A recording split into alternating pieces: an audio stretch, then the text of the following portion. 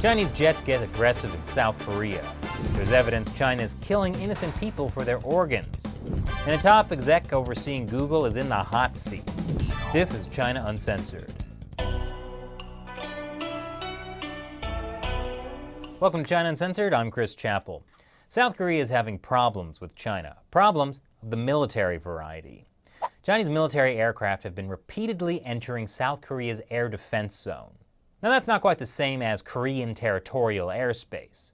Airspace is covered under the United Nations Convention on the Law of the Sea, even though this is the air. It's defined as 12 nautical miles from a country's shoreline. The air defense zone is bigger and not defined by treaties, but still it's common practice to notify a country if you're going to fly your planes into their zone. But the Chinese military didn't. In fact, it's been getting more and more aggressive. According to the South Korean Air Force, the number of Chinese military aircraft entering its identification zone is rising. In 2016, there were about 60 incursions, 70 in 2017, and 110 were reported up to September this year. It's likely the Chinese Communist Party is concerned about a U.S., South Korea-Japan alliance, a sort of Asian NATO, as some have called it. In 2016, South Korea and Japan agreed to an intelligence-sharing treaty.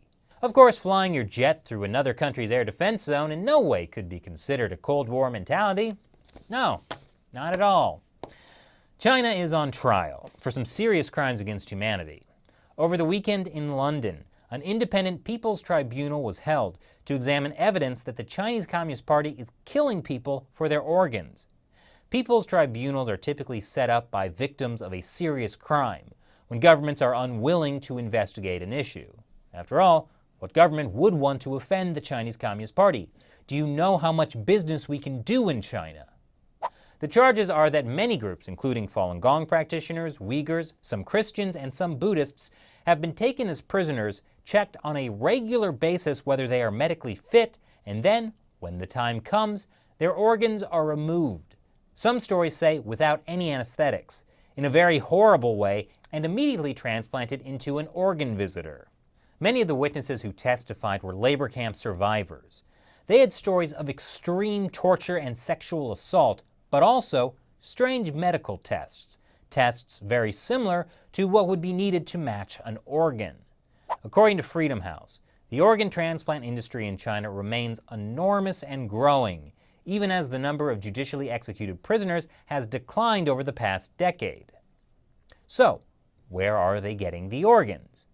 The tribunal's chair, former English judge Jeffrey Nice QC, said the tribunal unanimously found beyond reasonable doubt that China has been committing forced organ harvesting from prisoners of conscience. There will be more hearings early next year, followed by a report. And with any luck, the issue might start actually getting some attention from the mainstream media. Of course, I think what they really need is a publicity stunt. How about a re-release of The Oregon Trail, but set in China? The CEO of Google's parent company, Alphabet, was asked to testify before the U.S. House Judiciary Committee on Tuesday. There were a lot of issues on the table, but a key one was how Google has been accused of secretly working on a censored search app for the Chinese market. Internally, Google gave it the codename Project Dragonfly. But the CEO stuck pretty close to the talking points Google has been using since these accusations came to light this summer. Right now, we have no plans to launch in China. We don't have a search product there. Our core mission is to provide users access to information, and getting access to information is an important human right. So we are always compelled across the world to try hard to provide that information. Basically, he's saying Google hasn't launched any search engine in China, but he didn't specifically say Google won't launch one in the future. And really, what's the point of giving your project a cool code name if you're not planning to launch it? Now, Amnesty International, Human Rights Watch, and the Committee to Protect Journalists all signed a letter urging Google not to go into China. But they weren't the only ones. Another signator, coming all the way from Russia, was Edward Snowden. Have you ever stayed at a Marriott hotel? Well, you might be one of the 500 million people whose personal information was taken by mysterious hackers back in September. And I know this may surprise you, but guess which country these mysterious hackers were from? It's China. The revelations come as the Trump administration is planning actions targeting China's trade, cyber and economic policies, perhaps within days, and also plans to declassify intelligence reports to reveal Chinese efforts dating to at least 2014 to build a database containing names of executives and American government officials with security clearances.